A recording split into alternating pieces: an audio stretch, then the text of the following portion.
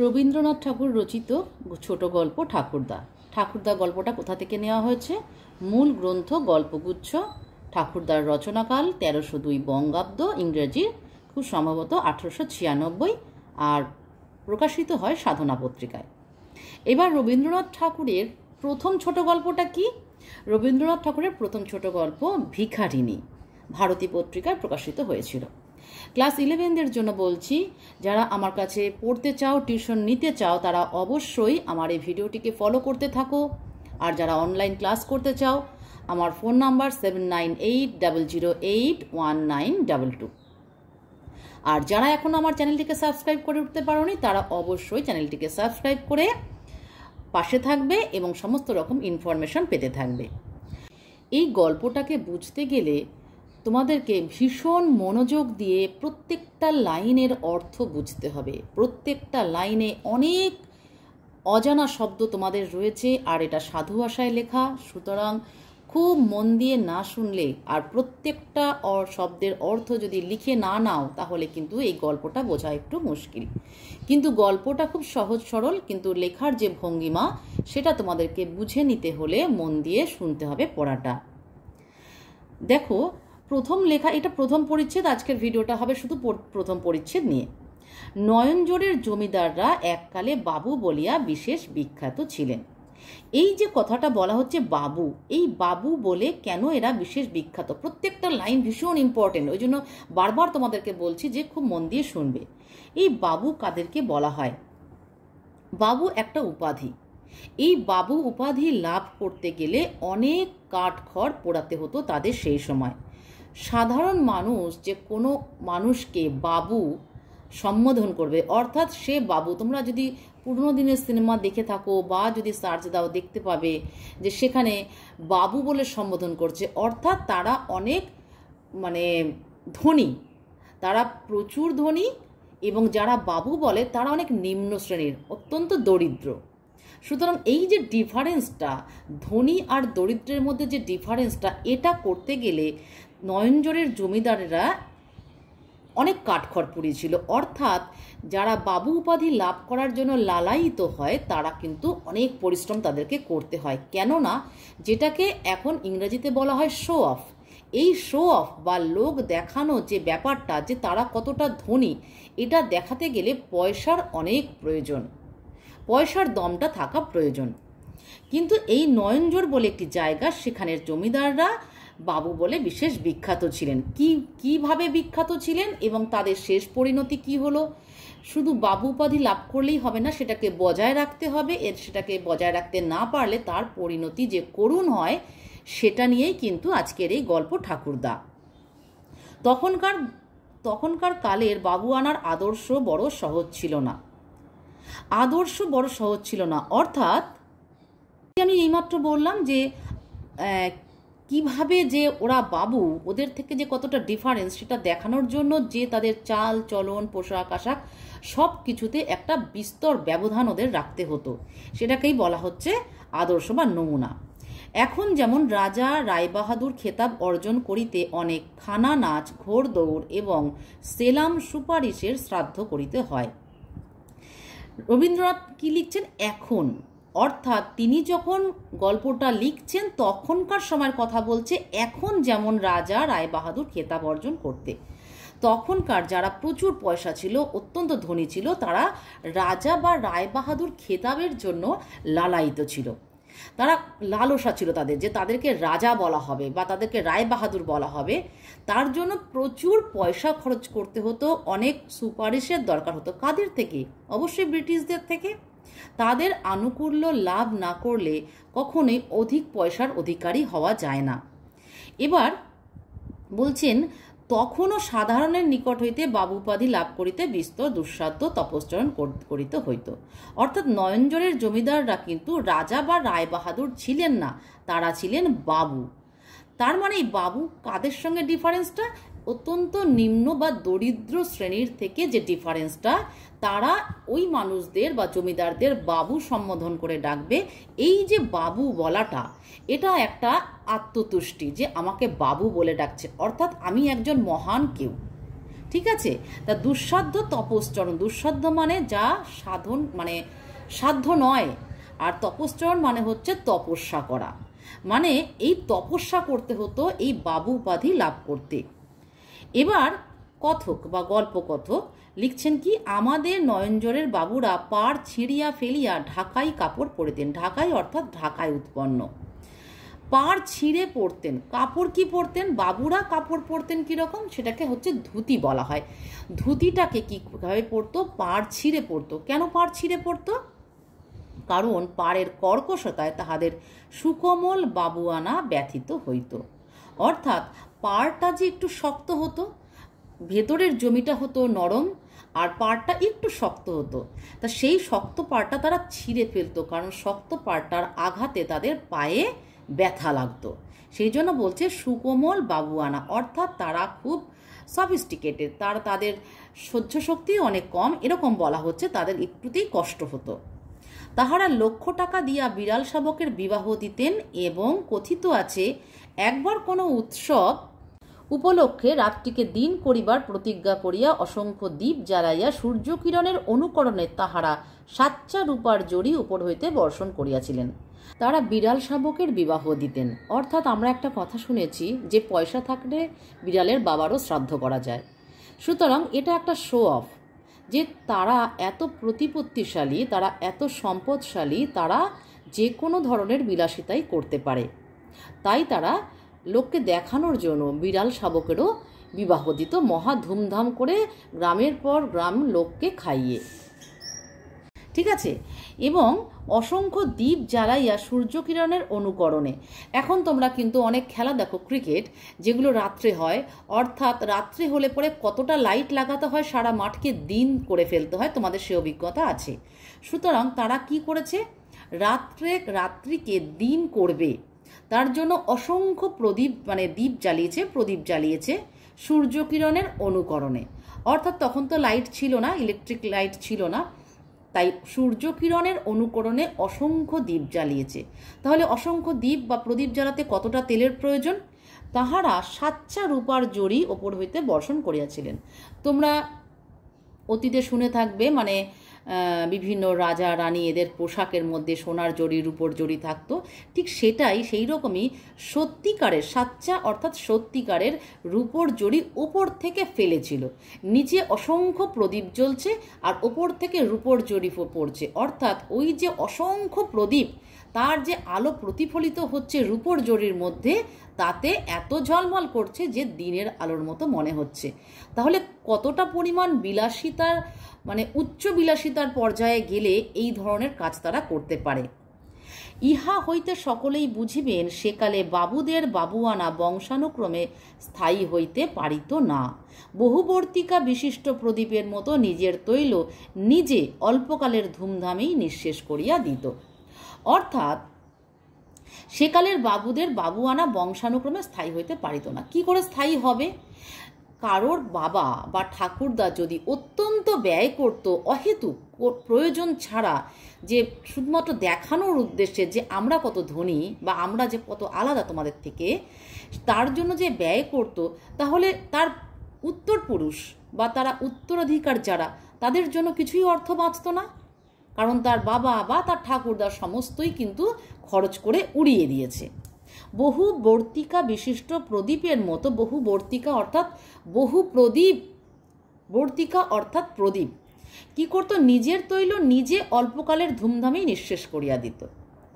তেল, যদি তেলের মধ্যে, একটা প্রদীপের মধ্যে যদি প্রচুর পরিমাণে তেল দেওয়া হয় এবং সেই তেল যতক্ষণ সে প্রদীপ জ্বলবে তেল খরচ হতেই থাকবে, তাহলে কি হতো, এই তেল খরচ হতে সময় লাগতো না, অর্থাৎ অত বিলাসিতা করলে সেই অর্থ বেশি দিন লাগতো না, শেষ হয়ে যেতে।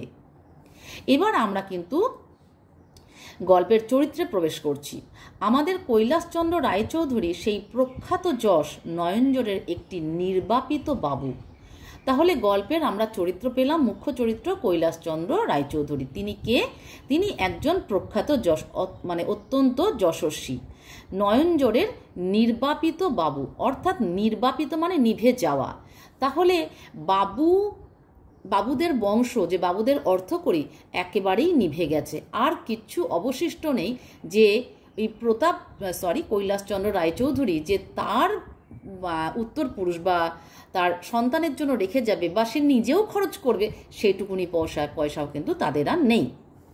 ইনি যখন জন্মগ্রহণ করিয়াছিলেন তৈল তখন প্রদীপের তলদেশে আসিয়া ঠেকেছিল। অর্থাৎ কৈলাসচন্দ্র রায়চৌধুরী যখন জন্মগ্রহণ করলেন তখন কিন্তু তাদের অর্থ তলানিতে এসে ঠেকেছে, মানে সামান্য পরিমাণে আছে যাতে কোনো রকমের সংসারটা চলতে পারে। ইহার পিতার মৃত্যু হইলে পর নয়নজোড়ের বাবুয়ানা গোটা কতক অসাধারণ শ্রাদ্ধ শান্তিতে অন্তিম দীপ্তি প্রকাশ করিয়া হঠাৎ নিবিয়া গেল। তাহলে কৈলাসচন্দ্র রায়চৌধুরীর বাবা মারা যাওয়ার পর গোটা কতক অসাধারণ শ্রাদ্ধ, তাহলে নয়নজোড়ের বাবুরা কি করলো? অসাধারণ শ্রাদ্ধ করলো। অর্থাৎ যে কৈলাসচন্দ্রের বাবা মারা যাওয়ার পর এত খরচ করলো শ্রাদ্ধ শান্তিতে, লোক দেখাতে হবে যে জমিদার মারা গেছে, অর্থাৎ তার শ্রাদ্ধ শান্তিও হবে কিন্তু ধুমধাম করে। সুতরাং এত খরচ করলো যে অন্তিম দীপ্তি প্রকাশ করিয়া হঠাৎ নিভিয়া গেল। যে কোনো প্রদীপ নিভে যাওয়ার আগে একবার দপ করে জ্বলে ওঠে। অর্থাৎ তাদের যে বাবুয়ানা বা তাদের যে বিলাসিতা বা তাদের যে অর্থ সম্পত্তি শেষ হওয়ার মুহূর্তে সমস্তটা একবারে খরচ করে দিল ওই শ্রাদ্ধ শান্তিতে। ব্যাস সব শেষ হয়ে গেল, সমস্ত বিষয় আশয় ঋণের দায়ে বিক্রয় হইল। অর্থাৎ কৈলাসচন্দ্র রায়চৌধুরীর পিতার যে শ্রাদ্ধশান্তি হলো তাতে যে পরিমাণ খরচ হলো, খরচ করার মতন অবস্থায় তারা ছিল না। অর্থাৎ তারা ঋণগ্রস্ত হয়ে গেল। ঋণ করে করে করে করে তারা কি করলো? সমস্তই কিন্তু দেনার দায়ে বিক্রি হয়ে গেল। তাদের যত সম্পত্তি ছিল সব বিক্রি হয়ে গেল। যে অল্প অবশিষ্ট রহিল তাহাতে পূর্বপুরুষের খ্যাতি রক্ষা করা অসম্ভব। অর্থাৎ যেটুকুনি সামান্য রয়েছে কৈলাসচন্দ্র রায়চৌধুরীর জন্য, তাতে পূর্বপুরুষদের প্রতি যে সম্মান রক্ষা হবে, অর্থাৎ কৈলাসচন্দ্র যে বিলাসিতা দেখাবে বা তারা যে বাবু, সেই বাবুয়ানাটাকে দেখাবে, তার জন্য কিন্তু আর কোনো রকম অর্থই থাকলো না। সুতরাং পূর্বপুরুষদের সম্মান দেখানোর ক্ষমতা তার আর নেই। অর্থাৎ এখানে ঠাকুরদা গল্পে কৈলাসচন্দ্র রায়চৌধুরী হলেন ঠাকুরদা, এবং এই গল্পে আরও চরিত্র আছে। তার মধ্যে একটি চরিত্র তার নাতনি। সেই নাতনির যে তিনি বিবাহ দিবেন সেই অর্থ কিন্তু তার কাছে আর রইল না। সেটাই হচ্ছে পূর্বপুরুষদের খ্যাতি রক্ষা করা। অর্থাৎ তার নাতনির বিবাহ দেওয়ার মতন অবস্থাও তার আর নেই। সেই জন্য নয়নজোড় ত্যাগ করিয়া পুত্রকে সঙ্গে লইয়া কৈলাসবাবু কলিকাতায় আসিয়া বাস করিলেন। পুত্রটিও একটি কন্যামাত্র রাখিয়া এই হতগৌরব সংসার পরিত্যাগ করিয়া পরলোক গমন করিলেন। অর্থাৎ এখানে কিন্তু কৈলাসচন্দ্র রায়চৌধুরীর কোনো পুত্রবধূর উল্লেখ নেই। তিনি তার একমাত্র সন্তানকে নিয়ে কলকাতায় চলে এলেন। সন্তানটি একটি পুত্র, এবং পুত্রটির তিনি বিবাহ দিয়েছিলেন। সেই ঘরে একটিমাত্র কন্যা সন্তান জন্মেছে, আর পুত্রবধূর এখানে কোনো উল্লেখ নেই, এবং সেই পুত্রটি মারা যায়। তাহলে সেই কন্যাটি অর্থাৎ নাতনির সমস্ত দায়ভার এসে পড়ে ঠাকুরদা অর্থাৎ কৈলাসচন্দ্র রায়চৌধুরীর ওপর। আমরা তাঁর কলিকাতার প্রতিবেশী। আমরা কারা? গল্পকথক, যিনি গল্পটা বলছেন, যার বয়ানে বলা হচ্ছে, লেখক অর্থাৎ রবীন্দ্রনাথ ঠাকুর যার বয়ানে গল্পটা লিখছেন সেই গল্পকথক হলেন সেই কৈলাসচন্দ্র রায়চৌধুরীর প্রতিবেশী। অর্থাৎ কৈলাসচন্দ্র রায়চৌধুরী কলকাতায় গেছেন, একটা বাড়ি ভাড়া করে রয়েছেন। আমাদের ইতিহাসটা তাহাদের হইতে সম্পূর্ণ বিপরীত। অর্থাৎ কথক এবং কৈলাসচন্দ্র দুজনের ইতিহাস সম্পূর্ণ আলাদা। এবার কথকের ইতিহাসটা জানবো। আমরা কৈলাসচন্দ্রের ইতিহাসটা জেনেছি যে তার বাবার মৃত্যুর পর অসাধারণ কয়েকটা শ্রাদ্ধ করে তাদের সর্বশান্ত হয়েছে, ঋণের দায়ে সমস্ত বিক্রি হয়ে গেছে, একটিমাত্র নাতনি তার সঙ্গে রয়েছে। এবার চলে আসছি কথকের ইতিহাসটা। এগুলো এই জায়গা প্রত্যেকটা জায়গা কিন্তু ভীষণ ইম্পর্টেন্ট। আমার পিতা নিজের চেষ্টায় ধন উপার্জন করিয়াছিলেন। তিনি কখনো হাঁটুর নিম্নে কাপড় পরিতেন না, কড়া ক্রান্তির হিসাব রাখিতেন, এবং বাবু উপাধি লাভের জন্য তাহার লালসা ছিল না। আমি দেখো যেসব জায়গাগুলোকে ব্র্যাকেট করেছি, তোমরাও কিন্তু সেই সব জায়গাগুলোকে ব্র্যাকেট করবে, এখান থেকে কিন্তু প্রশ্ন হয়। আর আমি যে ব্যাখ্যাগুলো করব এগুলো থেকেই তোমরা উত্তরকে ফর্ম করতে পারবে। সুতরাং মানে প্রথম থেকে শেষ পর্যন্ত কিন্তু ভিডিওটা দেখবে, সমস্ত ব্যাখ্যাগুলোকে শুনবে, যাতে তোমরা নিজেরাই উত্তর ফর্ম করতে পারো। তিনি কখনো হাঁটুর নিম্নে কাপড় পরতেন না। তার আগেই বলা হচ্ছে তার পিতা নিজের চেষ্টায় ধন উপার্জন করিয়েছিলেন। অর্থাৎ তারা বাবু নয়, তারা জমিদার নয়, সমস্তটাই নিজের কষ্টে তিনি ধন উপার্জন বা সম্পত্তি তিনি তৈরি করেছিলেন। কিন্তু কৈলাসচন্দ্র তা নয়, কৈলাসচন্দ্রের পূর্বপুরুষদের যেটুকুনি ধন সম্পত্তি ছিল সেইগুলোই খরচ করতে করতে তিনি নির্বাপিত বাবুতে এসে ঠেকেছেন। এবার কথকের পিতা কিন্তু নিজের চেষ্টায় অর্থাৎ প্রচুর পরিশ্রম করেছেন ধন সম্পত্তি উপার্জনের জন্য। তিনি হাঁটুর নিম্নে কাপড় পরতেন না। এই কথাটার মানে কি? অর্থাৎ তখনকার দিনে হাঁটুর নিচে অর্থাৎ পা গোড়ালি বা অ্যাঙ্কেল পর্যন্ত কাপড় পরতো বা ধুতি পরতো কারা? যারা উচ্চবিত্ত সম্পদশালী। যারা একটু নিম্নবিত্ত বা দরিদ্র তারা কিন্তু ওইভাবে ধুতিটা পরতো না। তারা হয়তো একটু হাঁটু পর্যন্ত বা কখনো হাঁটুর ওপরে বা হাঁটুর সামান্য নিচে এই রকম ধুতি পরতো, কিন্তু ওই রকম বড় করে ধুতি তারা পরতো না। সেই রকম কথকের পিতাও কিন্তু ওভাবে ধুতি পরতো না। কড়া ক্রান্তির হিসাব রাখতেন, অর্থাৎ পাই পাই পয়সার হিসেব রাখতেন, প্রত্যেকটা পয়সার হিসাব রাখতেন। অহেতুক পয়সা খরচ করতেন না। তিনি মিতব্যয়ী ছিলেন, অর্থাৎ তিনি বুঝে শুনে ব্যয় করতেন। বাবু উপাধি লাভের জন্য তাহার লালসা ছিল না। অর্থাৎ তিনি যে এত ধন সম্পত্তি উপার্জন করেছেন এবং সেগুলো খরচ করে শো অফ করা, লোককে দেখানো যে আমার কত সম্পদ আছে এবং তাহলে লোকে ওনাকে বাবু বলবে, সেটার জন্য তাহার কোনো লালসা ছিল না, অর্থাৎ লোভ ছিল না। সেজন্য আমি তাহার একমাত্র পুত্র, তাহার নিকট কৃতজ্ঞ আছি। অর্থাৎ এর জন্য কথকের কোনো আক্ষেপ নেই যে তার বাবাকে বাবু বলা হয় না, এবং এই জন্যই তিনি অনেক কৃতজ্ঞ তার পিতার প্রতি যে তিনি মিতব্যয়ী, প্রচুর ধন সম্পত্তি উপার্জন করেছেন, এগুলো সেগুলো সযত্নে রক্ষিত আছে।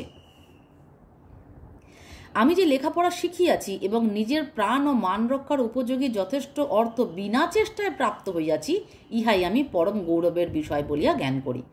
অর্থাৎ তিনি ওই তার পিতার একমাত্র পুত্র এবং তিনি লেখাপড়া শিখেছেন এবং তার নিজের প্রাণ রক্ষা অর্থাৎ তার ক্ষুণ্ণিবৃত্তি, তার যে ক্ষুধানিবৃত্তি, প্রতিদিনকার যে খাদ্য গ্রহণ এবং মান অর্থাৎ তার যে সম্মান রক্ষা, যে লোকে যাতে ছিচিৎকার না করে যে দিন দরিদ্র এরকমও যাতে না বলে, অর্থাৎ তার প্রাণ এবং মান এই রক্ষা করার জন্য যে অর্থ দরকার সেটা বিনা চেষ্টায় প্রাপ্ত হয়েছেন। অর্থাৎ তার কোনো অবদান নেই অর্থ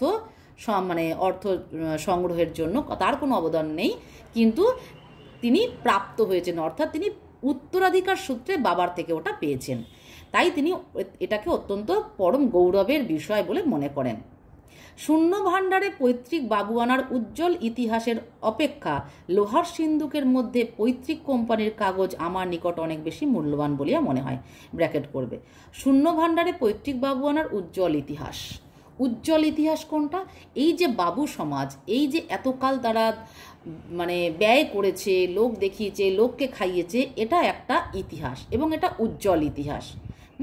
কিন্তু কৈলাসচন্দ্রের যে বাবুয়ানার দেখাবে সেটা তো তার ক্ষমতা নেই, সুতরাং তার পিতা তার জন্য শূন্য ভাণ্ডার রেখে গেছেন। সেই শূন্য ভাণ্ডার ভাণ্ডারে অর্থ সম্পত্তি কিচ্ছু নেই। তো কথক এটাই বলতে চাইছেন যে এই উজ্জ্বল ইতিহাসের থেকে এই যে তারা বাবু ছিল, তাদের অনেক ধন সম্পত্তি ছিল, তারা রাতকে দিন বানাতে পেরেছিল, তারা বিড়াল শাবকের বিয়ে দিয়েছে, তা এই ইতিহাসের থেকে কথকের কাছে এই ইতিহাস অনেক ভালো মূল্যবান বলে মনে হচ্ছে। কোন ইতিহাস? না, লোহার সিন্দুকের মধ্যে পৈতৃক কোম্পানির কাগজ। অর্থাৎ তাদের ওরকম সিন্দুক নেই, কিন্তু তাদের একটা লোহার সিন্দুক আছে এবং সেই সিন্দুকে তার পিতা যত ধন সম্পত্তি উপার্জন করেছেন তার যে দলিল দস্তাবেজ বা তার যে কাগজপত্র সেটাকেই বলছে, বা কোম্পানি যে তৈরি করেছেন তার বা ব্যবসা করছেন তার যে কাগজপত্র, এই সব অনেক বেশি মূল্যবান। সুতরাং ওই ইতিহাসের থেকে, কৈলাসচন্দ্রর পূর্বপুরুষের ইতিহাসের থেকে এই সব জিনিস কথকের কাছে অনেক বেশি মূল্যবান বোধ করি। সেই কারণেই কৈলাসবাবু তাহাদের পূর্ব গৌরবের ফেল করা ব্যাংকের ওপর যখন দেদার লম্বা চওড়া চেক চালাইতেন তখন তাহা আমার অসহ্য ঠেকিত। খুব গুরুত্বপূর্ণ একটা লাইন, খুব মন দিয়ে লাইনটার মানে বুঝবে। কৈলাসবাবু তাহাদের পূর্ব গৌরবের ফেল করা ব্যাংক কি করতেন? লম্বা চওড়া চেক চালাইতেন। অর্থাৎ আমরা জানি ব্যাংক যদি দেউলিয়া হয়ে যায়, কোনো ব্যাংক যদি ফেল করে, তাহলে সেই ব্যাংকের চেকেরও কোনো মূল্য নেই। তাহলে কৈলাসবাবুদের যে অর্থ সম্পত্তি প্রতিপত্তি ছিল সেটা তো ফেল করে গেছে। তা সুতরাং সেই উজ্জ্বল ইতিহাসের যে তিনি ভাষণ দিতেন লম্বা চওড়া চেক চালাইতেন, অর্থাৎ লম্বা চওড়া ভাষণ দিতেন যে আমাদের এই ছিল, আমাদের সেই ছিল, আমার পিতৃপুরুষ এই করেছে, ঠাকুরদা এই করেছে, বাবা এই করেছে। এই যে তিনি লম্বা চওড়া ভাষণ দিতেন, এটা কথকের অসহ্য লাগতো। কারণ যে ব্যাংক ফেল করে যায়, যে ব্যাংক দেউলিয়া হয়ে যায়, অর্থাৎ যারা সম্পত্তি, প্রতিপত্তি, সম্মান সব যে হারায়, তার এই ভাষণ লেখকের কিন্তু সহ্য হতো না বা কথকের সহ্য হতো না। আমার মনে হইতো আমার পিতা স্বহস্তে অর্থ উপার্জন করিয়াছেন বলিয়া কৈলাসবাবু বুঝি মনে মনে আমাদের প্রতি অবজ্ঞা অনুভব করিতেছেন। অর্থাৎ এটা লেখকের হীনমন্যতার পরিচয়। এখানে কিন্তু কৈলাসচন্দ্রের কোনো রকমই মনের মধ্যে ভাবনা নেই, এটা কথকের ভাবনা। যেহেতু কৈলাসচন্দ্রের কোনো উপার্জন করতে হয়নি, সে বংশ পরম্পরায় পেয়েছে, কিন্তু কথকের পিতা বংশ পরম্পরায় প্রাপ্ত হননি, তিনি উপার্জন করেছিলেন, অর্জন করেছিলেন। এবং কথকের মনে হতো যে যেহেতু নিজের চেষ্টায় অর্থ উপার্জন করেছেন, সেই হেতু তাদেরকে অবজ্ঞা করছেন কৈলাসচন্দ্রবাবু। অর্থাৎ কৈলাসচন্দ্র তো জমিদার ছিলেন, সুতরাং তারা জমিদার আর এরা জমিদার নয়, এর থেকে একটা হীনমন্যতা বোধ। আমি রাগ করিতাম এবং ভাবিতাম অবজ্ঞার যোগ্য কে। এটা কথকের মনে মনে হওয়া যে অবজ্ঞার যোগ্য কে, অর্থাৎ কথকের মনে হতো অবজ্ঞার যোগ্য আমরা না, অবজ্ঞার যোগ্য কৈলাসচন্দ্র রায়চৌধুরী স্বয়ং। যে লোক সমস্ত জীবন কঠোর ত্যাগ স্বীকার করিয়া, নানা প্রলোভন অতিক্রম করিয়া, লোকমুখের তুচ্ছ খ্যাতি অবহেলা করিয়া, অশ্রান্ত এবং সতর্ক বুদ্ধি কৌশলে সমস্ত প্রতিকূল বাধা প্রতিহত করিয়া, সমস্ত অনুকূল অবসরগুলিকে আপনার আয়ত্তগত করিয়া একটি একটি রৌপ্যের স্তরে সম্পদের একটি সমুচ্চ পিরামিড একাকী স্বহস্তে নির্মাণ করিয়া গিয়াছেন। অনেক বড় একটা সেন্টেন্স, প্রত্যেকটা শব্দ ভালো করে অর্থ বুঝে নাও। যে লোক অর্থাৎ কথকের পিতা সমস্ত জীবন কঠোর ত্যাগ স্বীকার করেছেন, অর্থাৎ নিজের জন্য তিনি কিছুই করেননি। প্রলোভন অর্থাৎ তিনি লোভকে অতিক্রম করতে পেরেছেন, অর্থাৎ হাতে অনেক অর্থ সম্পত্তি এলে তার সাথে সাথে প্রলোভনও অনেক এসে যায়, যেহেতু আমি এটা কিনতে পারি, ওটা করতে পারি, সেটা করতে পারি, এই যে একটা আকাঙ্ক্ষা বা লোভ, সেটাও তিনি অতিক্রম করতে পেরেছেন। লোকমুখের তুচ্ছ খ্যাতি অবহেলা করিয়া, অর্থাৎ বাবু উপাধির জন্য কথকের পিতা লালায়িত ছিলেন না, তাই এই ধরনের খ্যাতি, এই ধরনের ডাক তার দরকার নেই, তাই এই তুচ্ছ খ্যাতিকে তিনি অবহেলা করতে পেরেছেন। অশ্রান্ত এবং সতর্ক বুদ্ধি কৌশলে, যে ব্যক্তির অত্যন্ত সতর্ক থাকে, যার বুদ্ধি কৌশল থাকে, নিপুণ বিচক্ষণতা থাকে, একমাত্র সেই কিন্তু অর্থ উপার্জন করে সেগুলোকে সঞ্চিত রাখতে পারে। এবং সমস্ত প্রতিকূল বাধা প্রতিহত করিয়া, প্রতিকূল বাধা মানে স্রোতের বিপরীতে যাওয়া, সমস্ত বাধা বা হার্ডেলকে তিনি টপকেছেন। সমস্ত অনুকূল অবসরগুলিকে আপনার আয়ত্তগত করিয়া, অনুকূল মানে তার ফরে, অর্থাৎ কথকের পিতার ফরে যে সমস্ত সুযোগগুলো ছিল সেগুলোকে তিনি কাজে লাগিয়েছেন। ঠিক আছে, প্রত্যেকটা শব্দের কিন্তু মানে বুঝে নিতে হবে। সেগুলোকে তিনি কাজে করে কন্ট্রোলে করেছেন এবং তারপরে তিনি কি করেছেন, একটি একটি স্তরে সম্পদের একটি সমুচ্চ পিরামিড একাকী স্বহস্তে নির্মাণ করিয়া গিয়েছেন। অর্থাৎ তার সম্পত্তির পরিমাণ বিপুল, সেটা পিরামিডের সঙ্গে তুলনা করা হচ্ছে, তার এতটা সম্পত্তি আছে।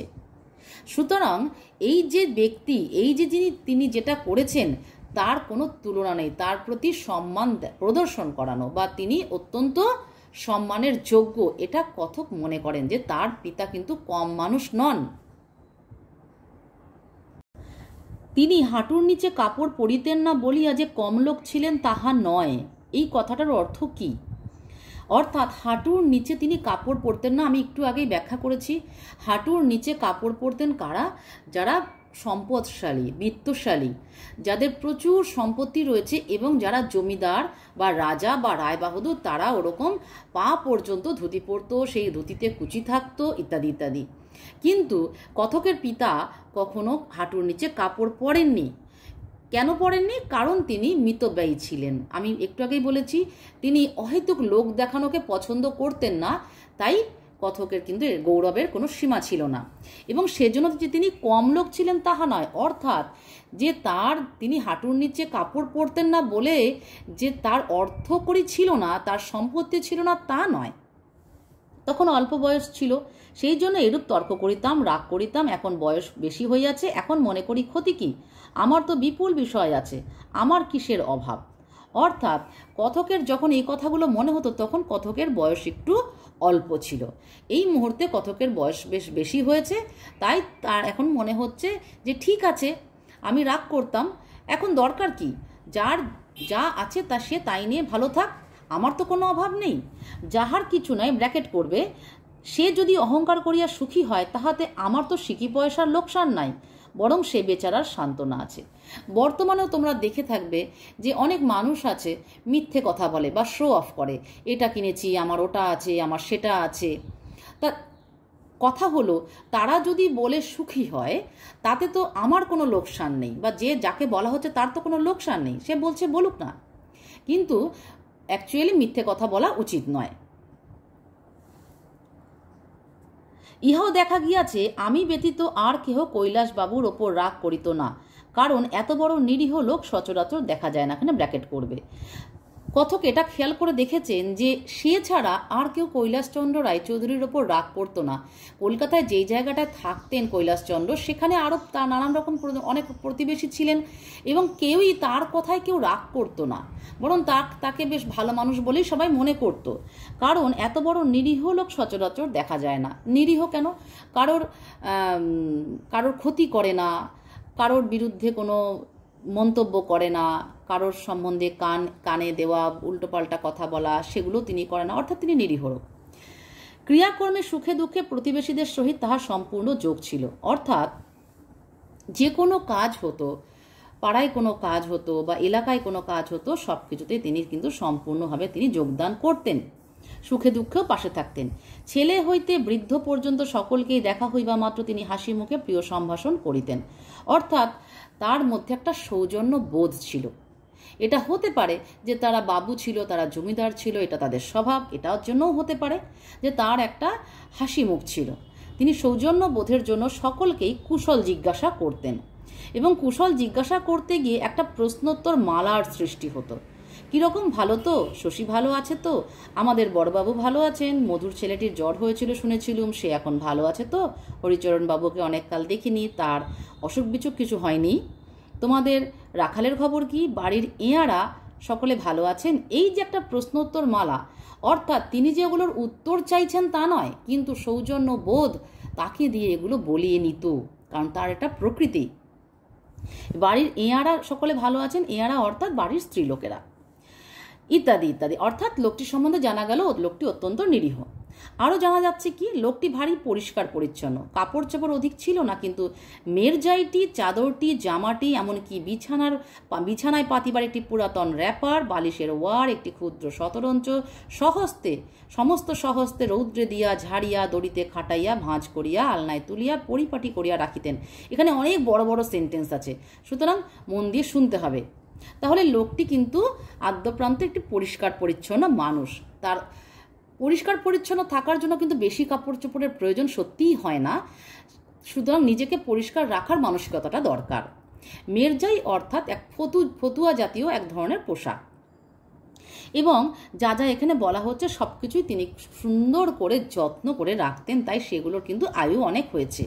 যখনই তাহাকে দেখা যাইতো তখনই মনে হইতো যেন তিনি সুসজ্জিত প্রস্তুত হইয়া আছেন, অর্থাৎ তিনি সবসময় টিপটপ থাকতেন।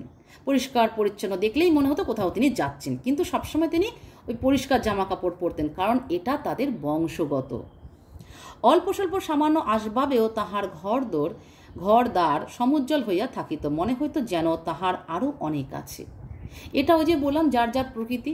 কেউ প্রচুর থাকলেও নোংরা অপরিষ্কারভাবে থাকে, আবার কারোর অল্প থাকলেও সে তার ঘরটাকে পরিপাটি সুন্দর করে পরিষ্কার পরিচ্ছন্ন করে রাখে, এবং যে ঘর পরিষ্কার রাখে সে নিজেও পরিষ্কার থাকে। আবার এটাও বলা যায় যে নিজেকে পরিষ্কার পরিচ্ছন্ন রাখতে চায়, সে ঘরও পরিষ্কার রাখতে পারে। তাকে দেখে মনে হতো তার অনেক আছে।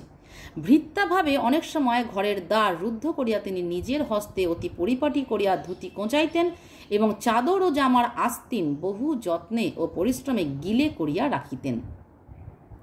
তাহলে এগুলো ছিল ভৃত্য বা চাকরদের কাজ। জমিদারদেরকে সাহায্য করতো চাকরেরা, নানান রকম পোশাক আশাক সমস্ত কিছু পরিপাটির ব্যাপারে ভৃত্যরাই জমিদারদের সাহায্য করত। সেই যে তাদের নেচারটা রয়ে গেছে ওরকম ধরনের পোশাক পরা, তাই এই কাজটা তিনি করতেন দরজা বন্ধ করে, যাতে কেউ দেখতে না পায় যে নিজে নিজে করছেন। তিনি কি করতেন, যে ধুতি কোঁচাইতেন, অর্থাৎ কোচানো ধুতি। এখন দেখবে মার্কেটে এরকম কোচানো ধুতি রেডিমেড পাওয়া যায়। আর কি করতেন, জামার আস্তিন বহু যত্নে ও পরিশ্রমে গিলে করিয়া রাখিতেন। আস্তিন অর্থাৎ যে পাঞ্জাবি, তার যে হাতাটা, দুটো ফুল হাতা থাকতো, এই হাতা দুটোকে গিলে করতেন। এই গিলে জিনিসটা কিন্তু তোমরা যদি একটু হয়তো গুগল সার্চ করলে পেতেও পারো, আমি ঠিক বলতে পারবো না। গিলে অর্থাৎ আমি ছোটবেলায় দেখেছি এক ধরনের ছোট্ট ফল, সেটা দিয়ে কীভাবে ঘষে ঘষে ওই হাতা দুটোর মধ্যে একটা স্লাইড ঢেউ খেলানো ভাব আনে। একদম হাতার মানে কাঁধ থেকে পুরো হাতার পর্যন্ত, মানে রিস্ট পর্যন্ত যে পুরো হাতাটাতে কিন্তু ওই ধরনের একটা হালকা কুচি কুচি ঢেউ ঢেউ ভাব থাকতো, ওটাকে বলা হতো গিলে। এটা কিন্তু উচ্চবিত্ত মানে জমিদারদেরকে এটা শোভা পেত বা তারা এগুলো করতো। তাহার বড় বড় জমিদারি ও বহুমূল্যের বিষয় সম্পত্তি লোপ পাইয়াছে, কিন্তু যেগুলো আছে সেগুলো কিন্তু মন দিয়ে শুনতে হবে।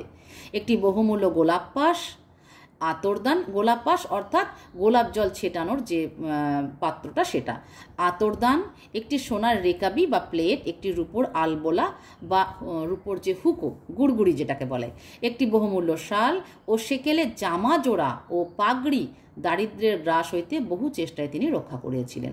অর্থাৎ এগুলো হচ্ছে জমিদারির লক্ষণ। এগুলো দেখে বোঝা যেত যে তারা এককালে জমিদার ছিল এবং সেগুলো তিনি অতি সযত্নে রক্ষা করেছেন বহু দারিদ্র্যের মধ্যেও। কোনো একটা উপলক্ষ উপস্থিত হইলে এইগুলো বাহির হইতো এবং নয়নজোরের জগৎ বিখ্যাত বাবুদের গৌরব রক্ষা হইতো। অর্থাৎ তিনি যে একসময় তার পূর্বপুরুষ যে জমিদার ছিল, তিনি কোনো অনুষ্ঠান বা কোনো কাজে তিনি যখন যেতেন, বাইরে বার হতেন, তখন তিনি এগুলোকে ব্যবহার করতেন। তাহলে দেখলে মনে হতো যে তিনি সত্যি জমিদার ছিলেন, সত্যি তাদের জিনিসগুলো আছে। এদিকে কৈলাসবাবু মাটির মানুষ হইলেও কথায় যে অহংকার করিতেন, সেটা যেন পূর্বপুরুষদের প্রতি কর্তব্য বোধে করিতেন। সকল লোকেই তাহাতে প্রশ্রয় দিত এবং বিশেষ আমোদ বোধ করিত। অর্থাৎ কৈলাসবাবু যে তার পূর্বপুরুষদের এত লম্বা চওড়া চেক চালাতেন, অর্থাৎ ভাষণ দিতেন, তাদের এই ছিল ওই ছিল, এই করতেন সেই করতেন, এটা যেন তাদের প্রতি কর্তব্যবোধ, অর্থাৎ তারা যেন বিস্মৃত না হয়ে যায় তার মন থেকে এবং সকল মানুষের মন থেকে, যে তার এই পূর্বপুরুষরা এরকম ছিল। এটা তার ডিউটি ছিল যে তাদের প্রতি সম্মান প্রদর্শন করানো, এর জন্য তিনি এই সব কথাগুলো বলতেন এবং তাতে সকল মানুষ এটাকে প্রশ্রয় দিত। মানে যারা শ্রোতা ছিল তারা এটাকে শুনতে চাইতো এবং বেশ আনন্দ বোধ করত। আমোদ অর্থাৎ আনন্দ। পাড়ার লোকে তাহাকে ঠাকুরদা মশাই বলিত এবং তাহার ওখানে সর্বদা বিস্তর লোক সমাগম হইত। পাড়ার লোকে তাহাকে বলতো ঠাকুরদা মশাই এবং সবসময় তার কাছে লোকজন থাকত। কিন্তু দৈন্যাবস্থায় পাছে তাহার তামাকের খরচটা গুরুতর হইয়া ওঠে, এই জন্য প্রায়ই পাড়ার কেহ না কেহ 2-1 সের তামাক কিনিয়া লইয়া গিয়া তাহাকে বলিত, ঠাকুরদা মশাই একবার পরীক্ষা করিয়া দেখো দেখি ভালো গয়ার তামাক পাওয়া গেছে। অর্থাৎ পাড়ার লোকে জানতো যে তার পূর্বপুরুষ জমিদার ছিল, কিন্তু তাকে যাতে লজ্জায় ফেলতে না হয়, তার কাছ থেকে উল্টে যে তার কাছ থেকে যে তামাক খেতে চাইবে সেটা না খেতে চেয়ে উল্টে তারা তামাক মানে দান করত বা গিফট করত বলা চলে, এবং সেটা এমনভাবে বলতো যাতে কৈলাসচন্দ্রর আত্মসম্মানে না লাগে যে আমি অভাবগ্রস্ত, আমি দিনহীন বা আমার ক্ষমতা নেই বলে লোকে আমাকে দিচ্ছে, তাদের থেকে আমি দান নিচ্ছি। এটা যাতে ঠাকুরদামশায়ের না মনে হয় তার জন্য তারা এসে বলতো যে একবার পরীক্ষা করে দেখুন, মানে একবার টেস্ট করে দেখুন তো ভালো গয়ার তামাক পাওয়া গিয়েছে। মানে গয়া অর্থাৎ গয়া যে জায়গাটা রয়েছে সেই গয়ার থেকে তামাক আনা হয়েছে, সেই তামাক সম্বন্ধে বলা হয়েছে। ঠাকুরদামশায় 2-1 টান টানিয়া বলিতেন, বেশ ভাই বেশ তামাক। অমনি সেই উপলক্ষে 60-65 টাকা ভরির তামাকের গল্প পাড়িতেন। অর্থাৎ ঠাকুরদামশাই যখন টেস্ট করে রায় দিলেন যে বাহ বেশ ভালো, সেই সঙ্গে সঙ্গে তিনি 60-65 টাকা ভরি, অর্থাৎ তামাক তখন ভরিতে বিক্রি হতো। আমরা কিন্তু অনেক আমাদের সময় বেশ কিছু আগে আমরা শুনেছি যে সোনা ভরিতে বিক্রি হয়, এখন গ্রামে বিক্রি হয়, তখন ভরিতে বিক্রি হতো। সেই রকম তামাক সেই সময়কার যুগে তামাক কিন্তু ভরিতে বিক্রি হতো, অর্থাৎ 60-65 টাকা ভরি তামাক, নট এ জোক, হ্যাঁ, প্রচুর দাম। এবং জিজ্ঞাসা করিতেন সে তামাক কাহারও আস্বাদ করিয়া দেখিবার ইচ্ছা আছে কিনা। অর্থাৎ ঠাকুরদা মশাই অর্থাৎ কৈলাসচন্দ্র চৌধুরীর কিন্তু সেই তামাক খাওয়ানোর ক্ষমতা নেই, কিন্তু এটা শুধু সেই পূর্বপুরুষদের প্রতি কর্তব্য বোধের জন্য, সম্মান প্রদর্শন করানোর জন্য তাদেরকে বলা হতো যে আপনাদের কারোর সেই তামাক কি টেস্ট করার ইচ্ছে আছে, কিন্তু তার কিন্তু ক্ষমতা নেই।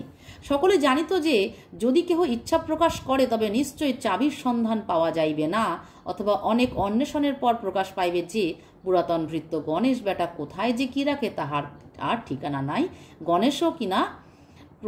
গণেশও বিনা প্রতিবাদে সমস্ত অপবাদ স্বীকার করিয়া লইবে। অর্থাৎ এটা একটা অভিনয়, একটা নিখুঁত সূক্ষ্ম অভিনয়, যেই অভিনয়তে বা যে মিথ্যা ভাষণে কারোর কোনো ক্ষতি নেই। তাই ঠাকুরদা বলতেন যে সেই তামাক ৬০-৬৫ টাকা ভরির তামাক কারোর আস্বাদন করার ইচ্ছে আছে কিনা, যদি থাকে তারা যদি কেউ বলে ফেলে যে হ্যাঁ টেস্ট করার ইচ্ছে আছে, তখনই কিন্তু চাবির সন্ধান পাওয়া যাবে না। কিসের চাবি? না, তামাক যেখানে রাখা আছে সেই চাবি। সেই চাবি খুঁজে পাওয়া যাবে না। এবং সেই চাবি যে কে রেখেছে, তার ভৃত্য অর্থাৎ গণেশ একজন ছিল, তার একজন সহকারী ছিল, সেই গণেশও বিনা প্রতিবাদে সমস্ত অপবাদ স্বীকার করে লইবে। অর্থাৎ সিন্ধুকও নেই, সেই তামাকও নেই, সেই চাবিও নেই। এটা একটা নিখুঁত অভিনয়। এবং বলা হবে যে গণেশ চাবিটা যে কোথায় রাখে, আর গণেশও এটা সবই জানতো, জেনে শুনে গণেশ চুপ করে থাকতো। অর্থাৎ ঠাকুরদা মশাই বা কৈলাসচন্দ্র যাতে কোনোভাবেই অপমানিত বোধ না করেন, এই জন্য সকলেই এক বাক্যে বলিত ঠাকুরদামশাই কাজ নাই, সে তামাক আমাদের সহ্য হবে না, আমাদের এই ভালো। অর্থাৎ তারাও অভিনয় করত যে থাক, আজ আর দরকার নেই, চাবি যখন খুঁজে পাওয়া যাচ্ছে না, ওই অত দামি তামাক আবার আমাদের সহ্য হবে না। ঠিক আছে। শুনিয়া ঠাকুরদা দ্বিরুক্তি না করিয়া ঈষৎ হাস্য করিতেন। অর্থাৎ ঠাকুরদাও বুঝলেন, ওরাও বুঝলো, কিন্তু ঠাকুরদা সরল, ঠাকুরদা এটা বুঝলো না যে ওরা বুঝতে পেরেছে। কিন্তু ঠাকুরদা আর দ্বিরুক্তি করিলেন না, আর কোনো রকম এটার প্রত্যুক্তি করলেন না, হালকা করে হাসলেন।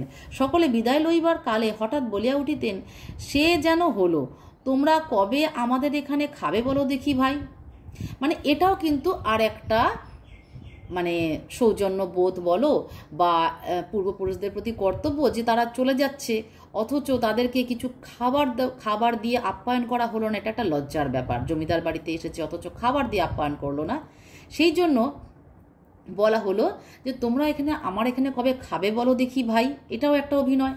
অমনি সকলে বলি তো সে একটা দিন ঠিক করে দেখা যাবে। অর্থাৎ তারা এটাকে এড়িয়ে যেত, খুব সুচতুরভাবে এড়িয়ে যেত। তারাও জানে যে কৈলাসচন্দ্রের ক্ষমতা নেই এই মানুষগুলোকে খাওয়াবার, কিন্তু কৈলাসচন্দ্র বুঝতো না যে ওরা বুঝতে পারে। আর ওরাও কিন্তু খুব বুদ্ধির সাথে কৌশল করে সেটাকে এড়িয়ে যেত। ঠাকুরদামশাই বলিতেন, সেই ভালো, একটু বৃষ্টি পড়ুক, ঠান্ডা হোক, নইলে এই গরমে গুরু ভোজনটা কিছু নয়। অর্থাৎ জমিদার বাড়িতে যে ভোজনই হবে সেটাই গুরু ভোজন। গুরু ভোজন অর্থাৎ অনেক কিছু খাওয়া দাওয়া, সেই খেলে পরে কিন্তু সে সবটা খেতেও পারবে না, এমন অবস্থা। সুতরাং গুরু ভোজন অর্থাৎ হেভি খাবার খেতে গেলে একটু শীত বা একটু ঠান্ডা পড়তে হয়। অর্থাৎ বৃষ্টি পড়লে ওয়েদারটা যদি একটু শান্ত হয়, ঠান্ডা হয়, তবে সেই খাবারগুলো ভালো হজমও হয়। তাই এখানেও কিন্তু ঠাকুরদা এইভাবে কথাটাকে এড়িয়ে যাচ্ছেন। তিনি আপ্যায়ন করছেন অথচ করছেনও না। যখন বৃষ্টি পড়িত তখন ঠাকুরদাকে কেহ তাহার প্রতিজ্ঞা স্মরণ করাইয়া দিত না, বরঞ্চ কথা উঠিলে সকলে বলিত, এই বৃষ্টি বাদলটা না ছাড়িলে সুবিধে হচ্ছে না। এটা হচ্ছে আর একটা কথা, কথার ওপর কথা, যুক্তির ওপর যুক্তি। যখন বৃষ্টি হতো তখন কিন্তু কেউ ঠাকুরদাকে মনে করিয়ে দিত না যে আপনি খাওয়ার কথা বলেছিলেন। অর্থাৎ ঠাকুরদাকে কেউ লজ্জায় ফেলবে না। পাড়া প্রতিবেশীরাও ছিল এতটাই ভালো, এতটাই বুদ্ধিমান এবং সুচতুর, এবং তারা বলতো যে না, এই বৃষ্টি বাদলের মধ্যে খাওয়া দাওয়াটা ঠিক জমে না, চারিদিকে কাদা জল, সুতরাং এই বৃষ্টিটা ছাড়ুক, তখন একটা দেখা যাবে। ক্ষুদ্র বাসা বাড়িতে বাস করাটা তাহার পক্ষে ভালো দেখাইতেছে না এবং কষ্ট হইতেছে, একথা তাহার বন্ধু বান্ধব তাহার সমক্ষে স্বীকার করিত। অথচ কলকাতায় কিনিবার উপযুক্ত বাড়ি খুঁজিয়া পাওয়া যে কত কঠিন, সে বিষয়েও কাহারও সন্দেহ ছিল না। অর্থাৎ ক্ষুদ্র বাসা বাড়ি, অর্থাৎ যে বাড়িতে ঠাকুরদা রয়েছেন তার নাতনিকে নিয়ে, সেই বাড়িতে থাকাটা তার সম্মানের পক্ষে হানিকর। অর্থাৎ তিনি জমিদার বংশ, কিন্তু থাকছেন ওই রকম একটা বাসা বাড়িতে, এটা তার বন্ধু বান্ধব মহল কিন্তু স্বীকার করে নিত। কিন্তু কলকাতায় সেই জমিদারদের কেনার একটা উপযুক্ত বাড়ি তো দরকার, তা না হলে ঠাকুরদা কিনবেন কি করে? অর্থাৎ ছোটোখাটো বাড়ি কিনলে তো জমিদারদের সম্মান রক্ষা হয় না, সুতরাং জমিদাররা থাকবে জমিদারদের মতন বাড়িতে। সেই কারণে সেই বাড়ি তো খুঁজে পাওয়া যাচ্ছে না। আসলে এটাও একটা কৌশল ঠাকুরদার প্রতি সম্মান দেখানো। ঠাকুরদা বলছেন যে তিনি চাইছেন একটা বাড়ি কিনতে, কিন্তু উপযুক্ত বাড়ি পাওয়া যাচ্ছে না, সেটা কিন্তু তার বন্ধু বান্ধবরা মেনে নিত যে হ্যাঁ সত্যিই তাই, এবং সেই মেনে নেওয়াটা তার প্রতি সম্মান রক্ষার্থে মেনে নেওয়া।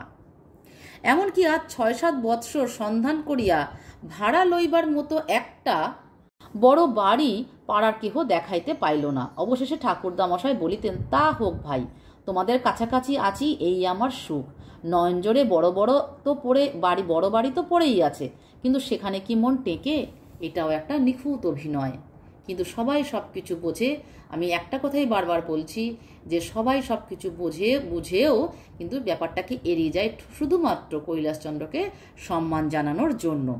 কারণ কলকাতায় এসেছেন তিনি ৬-৭ বছর হয়েছে, এবং এত বছর থেকেও তিনি একটা উপযুক্ত বাড়ি কিন্তু পাননি।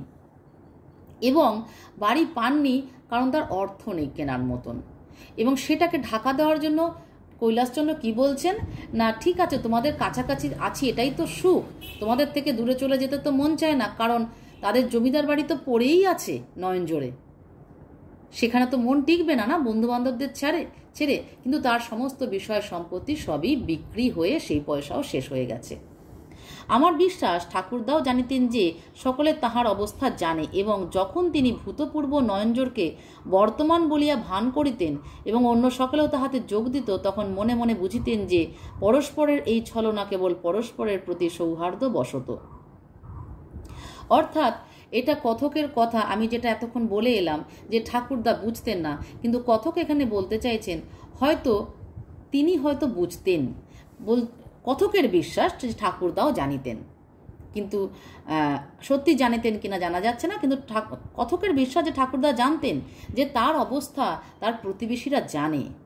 তার ভূতপূর্ব নয়নজোড়কে বর্তমান বলার ভান করতেন, অর্থাৎ নয়নজোড় আর তো তাদের নেই, তাদের বিষয় সম্পত্তি জমিদারি তার বড় যে বাড়ি সে সবই বিক্রি হয়ে গেছে, সুতরাং সেটা তিনি বর্তমান বলে ভান করতেন, সেটা পাস্ট, সেটা আর প্রেজেন্টে নেই। এবং সকলে তার এই কথাতে যোগ দিত এবং পরস্পরকে বুঝতে পারত যে এটা শুধুমাত্রই সৌহার্দ্যবশত একটা ছলনার আশ্রয়। কিন্তু আমার বিষম বিরক্তি বোধ হইত। কথকের কিন্তু এসব সহ্য হতো না, কথক মানতে পারতো না। এই যে লম্বা চওড়া ভাষণ দেওয়াটা, এটা কথক মানতে পারতো না। এটা কথকের ছোট মনের পরিচয় পাওয়া যাচ্ছে, কারণ কথকের তো সমস্যা হওয়ার কথা না, কিন্তু কথকের সমস্যা কোথায়? এবার আমরা সমস্যার টপিকে আসব যে কথকের কেন সমস্যা হয়েছিল। অল্প বয়সে পরের নিরীহ গর্ব দমন করিতে ইচ্ছা করে, এমন সহস্র গুরুতর অপরাধের তুলনায় নির্বুদ্ধিতাই সর্বাপেক্ষা অসহ্য বোধ হয়। অর্থাৎ কথক তখন বয়স অল্প ছিল কথকের, এবং নিরীহ গর্ব অর্থাৎ যে কৈলাসচন্দ্র যে গর্ব করতেন, সবসময় যে অহংকার করতেন, সেটাকে নিরীহ বলা হচ্ছে, কেননা এতে কারোর ক্ষতি নেই, কিন্তু দমন করতে ইচ্ছে করে। অর্থাৎ কথকের এই যে কৈলাসচন্দ্রের যে অহংকার, সেটাকে দমিয়ে দিতে ইচ্ছা করে, বা চুরমার করে দিতে ইচ্ছা করে, বা সবটা প্রকাশ্যে এনে দিতে তার মন চায় যে আসলে কোনটা সত্যি কোনটা মিথ্যে। এবং সহস্র গুরুতর অপরাধের তুলনায় নির্বুদ্ধিতাই সর্বাপেক্ষা অসহ্য বোধ হয়। অনেক গুরুতর অপরাধ তবুও হজম করা যায়, কিন্তু নির্বুদ্ধিতা সর্বাপেক্ষা অসহ্য বোধ হয়। অর্থাৎ তিনি কৈলাসচন্দ্রকে কি বলছেন, যে তিনি নির্বোধের মতন কাজ করছেন, অহেতুক অহংকার করছেন, যেটার কোনো মূল্যই নেই। কৈলাসবাবু ঠিক নির্বোধ ছিলেন না। কাজে কর্মে তাহার সহায়তা এবং পরামর্শ সকলেই প্রার্থনীয় জ্ঞান করিত। কিন্তু এখানে কথকের যতই মনে হোক তিনি নির্বোধ, কিন্তু কৈলাসবাবু ঠিক নির্বোধ ছিলেন না, কারণ বিভিন্ন কাজে কর্মে এবং তার থেকে পরামর্শ চাইতে আসতো তার পাড়া প্রতিবেশী। কিন্তু নয়নজোড়ের গৌরব প্রকাশ সম্বন্ধে তাহার কিছুমাত্র কাণ্ডজ্ঞান ছিল না। কৈলাসচন্দ্র ছিলেন যথেষ্ট জ্ঞানী মানুষ, এবং সকলে তার পরামর্শ নিতে আসতো, কিন্তু যখন নয়নজোড়ের সম্বন্ধে তিনি কোনো কথা বলতেন তখন তার কোনো কাণ্ডজ্ঞান থাকতো না। তখন তিনি ভাবতেনও না যে এই কথাটা বলা উচিত নয়, যেটা পাস্ট সেটা পাস্ট, মানে অতীত যেটা অতীত সেটা বর্তমানে সেই গৌরব করার কোনো মানে হয় না। সকলে তাহাকে ভালোবাসিয়া এবং আমোদ করিয়া তাহার কোনো অসম্ভব কথাকেই প্রতিবাদ করিত না বলিয়া তিনি আপনার কথার পরিমাণ রক্ষা করিতে পারিতেন না। অর্থাৎ তিনি যখন নয়নজোড় সম্বন্ধে বা তাদের জমিদারি সম্বন্ধে তার গৌরব প্রকাশ করতেন, অহংকার করতেন, তিনি সেটাকেই মানে পরিমাণটা রক্ষা করতে পারতেন না। অর্থাৎ তিনি লিমিট ক্রস করে যেতেন, যে কতটা বলা উচিত কতটা বলা উচিত না তিনি লিমিট বুঝতেন না, কারণ তার কথার প্রতিবাদ তো কেউ করতো না। সেই জন্য অন্য লোকেও যখন আমোদ করিয়া অথবা তাহাকে সন্তুষ্ট করিবার জন্য নয়নজোড়ের কীর্তিকলাপ সম্বন্ধে বিপরীত মাত্রায় অত্যুক্তি প্রয়োগ করিত, তিনি অকাতরে সমস্ত গ্রহণ করিতেন এবং স্বপ্নেও সন্দেহ করিতেন না যে অন্য কেহ এ সকল কথার লেশমাত্র অবিশ্বাস করিতে পারে। অর্থাৎ কৈলাসচন্দ্র যখন তার পূর্বপুরুষদের সম্বন্ধে বা তাদের জমিদারি সম্বন্ধে, অর্থ সম্পত্তি সম্বন্ধে যখন এসব বলতেন, তখন অন্য লোকেরা এটাকে বেশ আনন্দ সহকারে গ্রহণ করত এবং তাকে সন্তুষ্ট করবার জন্য তারা ওটাতে আরও বাহবা দিত। এই যে বলছে না, বিপরীত মাত্রায় অত্যুক্তি প্রয়োগ করত, অর্থাৎ তারা বাহবা দিত এবং তিনি অকাতরে সমস্ত গ্রহণ করতেন এবং স্বপ্নেও সন্দেহ করতেন না যে অন্য মানুষেরা এটাকে অবিশ্বাস করতে পারে, কারণ বর্তমানে তার কিছুই নেই। সে 6-7 বছর ধরে কলকাতায় রয়েছে, তার একটিমাত্র নাতনি রয়েছে সাথে, এবং তার আর কিচ্ছু নেই, কেউ দেখতেও পায়নি তার কোনোদিনও কিছু আছে বলে, তবুও লোকে কিন্তু সেটাতে বাহবা দিত এবং কৈলাসচন্দ্র ভাবতেন না যে এই সকল কথাকে বাকিরা অবিশ্বাস করতে পারে। কতক কি বলছে, আমার এক এক সময় ইচ্ছা করিত বৃদ্ধ যে মিথ্যা দুর্গ অবলম্বন করিয়া বাস করিতেছে এবং মনে করিতেছে ইহা চিরস্থায়ী, সেই দুর্গটি 2 তোপে সর্বসমক্ষে উড়াইয়া দিই। এখানে কিন্তু তুলনা দেওয়া হয়েছে, উপমা দেওয়া হয়েছে, দুর্গ বলা হচ্ছে, মিথ্যা দুর্গ। কোনটা মিথ্যা দুর্গ না, বৃদ্ধ যা বলছেন, উনি ওনার চারপাশে একটা বলয় তৈরি করছেন, সেটা হচ্ছে আদতেই সেটা মিথ্যা, কিন্তু উনি একটা জগতে বাস করেন। উনি তার কৈশোর, তার যৌবন, এগুলোকে তিনি ভুলতে পারেন না, তাদের জমিদারি তিনি ভুলতে পারেন না। এইগুলো বলে বলে তিনি তার চারপাশে একটা বলয় তৈরি করেছেন, একটা অহংকার, একটা গৌরববোধ, এগুলো তিনি তার বলয় তৈরি করেছেন। হ্যাঁ, এবার এটাকে কথক বলছেন যে মিথ্যা দুর্গ, অর্থাৎ মিথ্যার যে পাহাড় রচনা, মিথ্যার যে দুর্গ রচনা, আমরা বলি না মিথ্যার পাহাড়, তিনি মিথ্যার যে এই যে দুর্গ তৈরি করেছেন, সেটাকে কথকের মনে হয় 2 তোপে সর্বসমক্ষে উড়াইয়া দিই। 2 তোপ মানে কামান। সেই কামানটা কি? সেই কামান তো সত্যই কামান না, এটা হচ্ছে কথকে, কৈলাসচন্দ্রের হচ্ছে মিথ্যা কথাকে কথক তার সত্য কথা দিয়ে সবার সামনে তার মানে সত্যি কথাটা বলে দেন, যে তার বর্তমান পরিস্থিতি কি আছে কি নেই। তিনি এগুলো যে মিথ্যাই অহংকার করেন সেগুলো তিনি 2 তোপে, অর্থাৎ এমন দুটো সত্য কথা তিনি বলে দেবেন যে তার মিথ্যা দুর্গ একদম সবার সামনে ভেঙে যাবে। একটি পাখিকে সুবিধা মতো ডালের ওপর, এবার আবার উদাহরণ আসছে, কিভাবে উপমা দিচ্ছে দেখো। একটা পাখিকে সুবিধা মতো ডালের ওপর বসিতে থাকিতে দেখিলেই শিকারীর ইচ্ছে করে তাহাকে গুলি বসাইয়া দিতে। একটা পাখি যদি ডালে বসে থাকে আর কোনো পাখি শিকারী যদি এসে থাকে, পাখি শিকারীর চোখে যদি পড়ে থাকে, তাহলে তার দেখলেই কিন্তু তাকে গুলি করতে ইচ্ছে করবে। আরেকটা উদাহরণ দেখো, পাহাড়ের গায়ে একটা প্রস্তর পতনোন্মুখ থাকিতে দেখিলেই বালকের ইচ্ছা করে এক লাথি মারিয়া তাহাকে গড়াইয়া ফেলিয়া দিতে। পতনোন্মুখ, যা পড়ার মতো অবস্থায় রয়েছে, যা পড়তে চলেছে।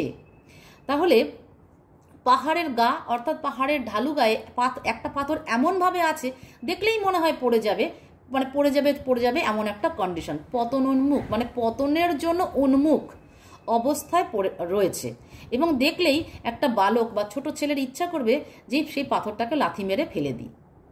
আবার বলছে, যে জিনিসটা প্রতি মুহূর্তে পরিপরি করিতেছে অথচ কোনো একটা কিছুতে সংলগ্ন হইয়া আছে, তাহাকে ফেলিয়া দিলেই তবে যেন তাহার সম্পূর্ণতা সাধন ও দর্শকের মনে তৃপ্তি লাভ হয়। অর্থাৎ এগুলো কিন্তু সবই কথক উদাহরণ দিচ্ছেন। ওই যে কৈলাসচন্দ্র যে মিথ্যা দুর্গ রচনা করেছেন, মিথ্যার পাহাড় বানিয়েছেন, এবং কথকের মনে হয়েছে দুটো এমন সত্য কথা বলবেন যে দুই তোপে তার মিথ্যা দুর্গকে ভেঙে চুরে দেবেন সবার সামনে। এবার সেটাকেই উদাহরণ দিতে বলছেন। যেমন পাখিকে দেখলে মনে হয় গুলি করে মারতে শিকারীর, যেমন পতনোন্মুখ মানে পড়ার মতো অবস্থায় কোনো পাথরকে দেখলে বাচ্চা ছেলের মনে হয় যে পা দিয়ে তাকে লাথি মারতে, তেমনি যে জিনিসটা মুহূর্তে পরিপরি করছে, সবসময় পড়ব করছে, কিন্তু কিছুতে একটা আটকে রয়েছে, সংলগ্ন আছে, বলছে একটা কিছুতে সংলগ্ন হয়ে আছে, অর্থাৎ কিছুতে একটা আটকে আছে, তাকে ফেলে দিলেই যেন কমপ্লিট হলো কাজটা, এরকম একটা যেন মনোভাব যে ওটা তো ছিঁড়ে যাওয়ার কন্ডিশনেই আছে, ছিঁড়ে দিলেই জিনিসটা কমপ্লিট হলো, তবেই যেন দর্শকের মনে তৃপ্তি লাভ হয়। দর্শক অর্থাৎ এই যে কৈলাসচন্দ্রর যে প্রতিবেশী, যারা কৈলাসচন্দ্রর কাছে আসে তাদের কথা বলা হচ্ছে। কৈলাসবাবুর মিথ্যাগুলি এতই সরল, তাহার ভিত্তি এতই দুর্বল, তাহা ঠিক সত্য বন্দুকের লক্ষ্যের সামনে এমনি বুক ফুলাইয়া নৃত্য করিত যে তাহাকে মুহূর্তের মধ্যে বিনাশ করিবার জন্য একটি আবেগ উপস্থিত হইত। অর্থাৎ কৈলাসবাবুর মিথ্যেগুলি খুবই সরল, সবাই বুঝতে পারে, এমন ওনার মধ্যে যে সরলতা রয়েছে, এবং যে সত্য বন্দুকের লক্ষ্যের সামনে, সত্য বন্দুক কি? সত্য কথা, কারণ কৈলাসবাবু যা বলেন সব মিথ্যে, আর কথক যা জানে সব সত্যি।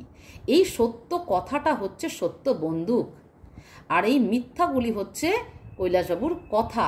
এই মিথ্যেগুলি এতই সরল, এতই বেসলেস, অর্থাৎ তার ভিত্তি নেই, ভিত্তিহীন মিথ্যে কথা বলেন তিনি।